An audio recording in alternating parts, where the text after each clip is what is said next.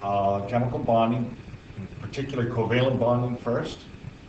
I'll leave this up here so that you can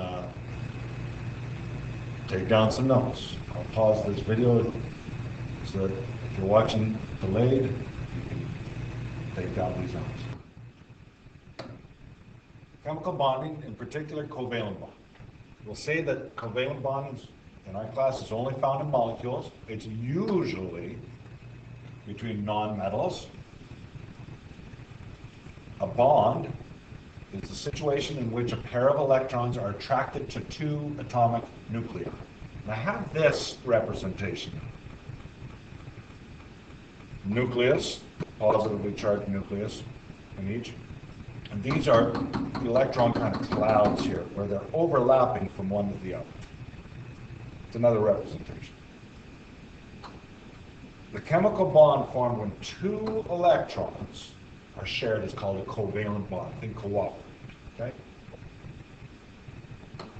Next. Hopefully you got it.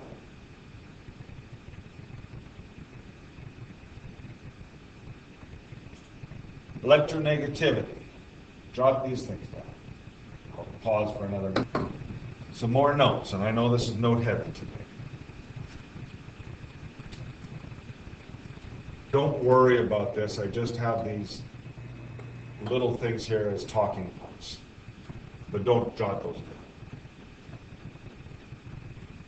I'll let you jot these down, and then I'll talk over them in a minute, and we'll see some things, okay? Oh. So we're talking about covalent bonds.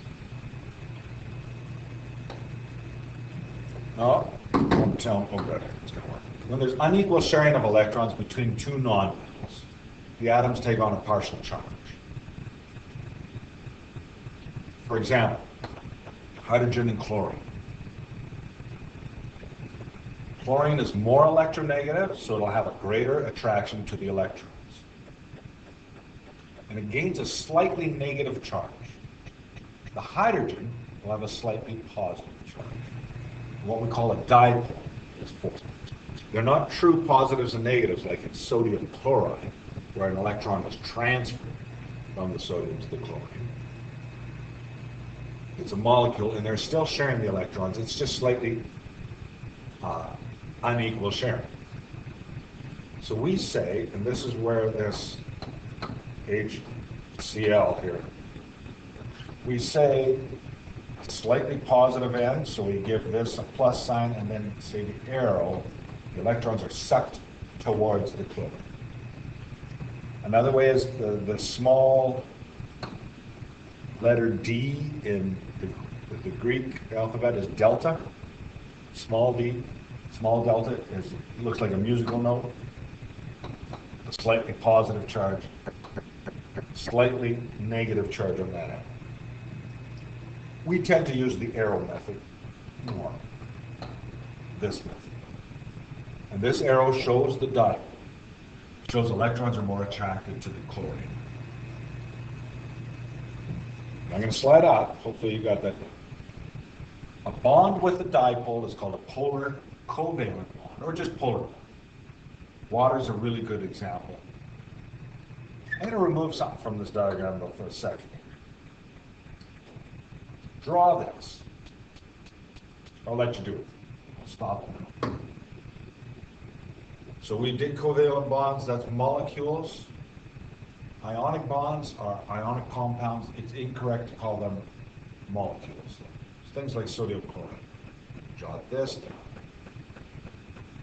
Give you a minute or so, then we'll walk through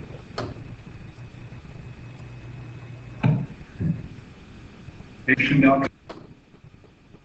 Okay, ionic. When the difference of electronegativities between atoms is large, consider the electrons from the less electronegative atom removed and transferred to the other atom in the bond. What's really important is to remember ionic bonds generally form between metals, that's the one with the removed electron, it gets a positive charge, and nonmetals. Nonmetals are more electronegative, so they suck in, steal the electron. metals form cations. The nonmetals take the electron, they form anions, the negatives. Now, what's left over is this 3D arrangement. If you can see that drawing, it's a 3D kind of box drawing there. That gives an example of a simple crystallized sodium chlorides. Other ones are more complex. I can't draw them. For example, ionic and covalent bonds. Inside. Because we're going to talk about outside later. The intermolecular forces that we're considering are only ionic or covalent. Do the following contain ionic or covalent bonds. Why? Now, the easiest way is to see if it's a metal and nonmetal, probably ionic. If it's a cation and an anion, probably ionic. If it's nonmetals, probably molecular or covalent bonds. Now, I'll tell you this. This one is included here just later on. It's a bit of a trick because, well, we'll talk about it. Maybe just to keep us focused. We'll do just 2 or 3 at a time.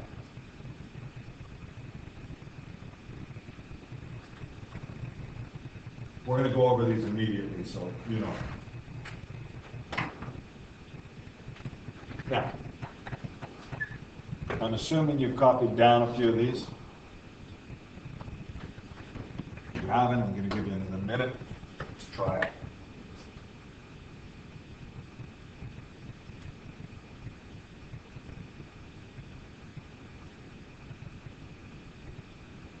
Romaldo, your camera is on.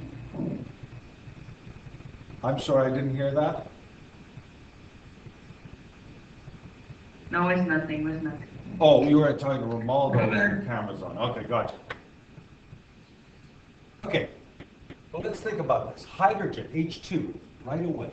Hydrogen is a nonmetal, and it's bonded to itself, HH. You can't get more equal sharing because each H is equal. Neither one is more electronegative. So that's a true covalent bond. And the reason why? Nonmetals. Now, SR, Br2, strontium, SR. It's on the left side of the periodic table. It's a metal. So as soon as you see a metal, you pretty much assume that the other one's a nonmetal. It's ionic. Okay? Ionic bonds, metal and nonmetal. I'm going to also say underneath the cation and anion is my reason. Okay? I'm going over this because the assignment I'm going to get people who are at home to start looking at has a question like this. And these are the kind of reasons you need to get. NO3. That's nitrogen, which is a nonmetal, and it's right beside oxygen, another nonmetal. So as soon as I see that, I think, okay, must be covalently bonded, nonmetals. There's an unequal sharing of electrons there, but it's not what we're after. HBr. Hydrogen is a nonmetal, bromine is a nonmetal. So we're going to say covalent bonds, they're nonmetals. Now here's the one I was saving. Ammonium chloride. Just got to bring this out here. This is an example of an ionic bond between a cation and an anion. Ammonium, as I have underlined there, is a cation. That's why I'm saying mostly metals with nonmetals for ionic bonds. So there's an example of an ionic bond where there's no metal involved, but the NH4 positive ammonium ion is bonded to the anion chloride. That one's tricky, and I'm not trying to fool you, that's what I'm showing. I also underneath say, well, that NH4, inside there are some covalent bonds between nitrogen and hydrogen, as an aside. Now,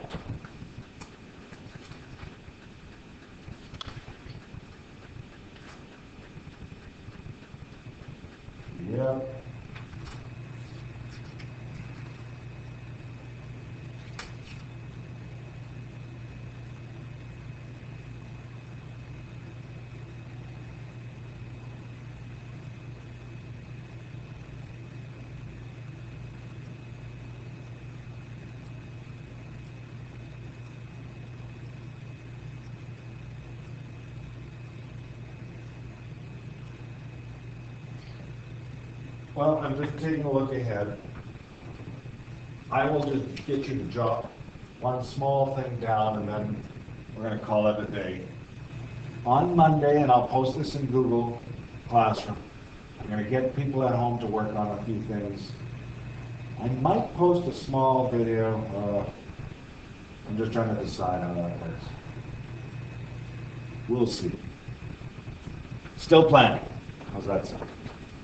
So.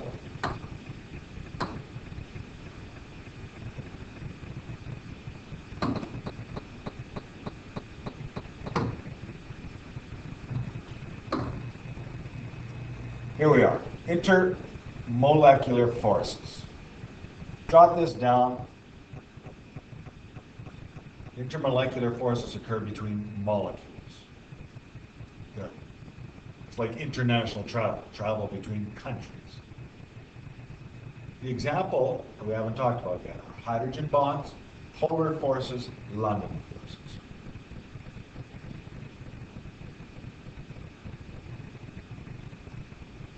Once I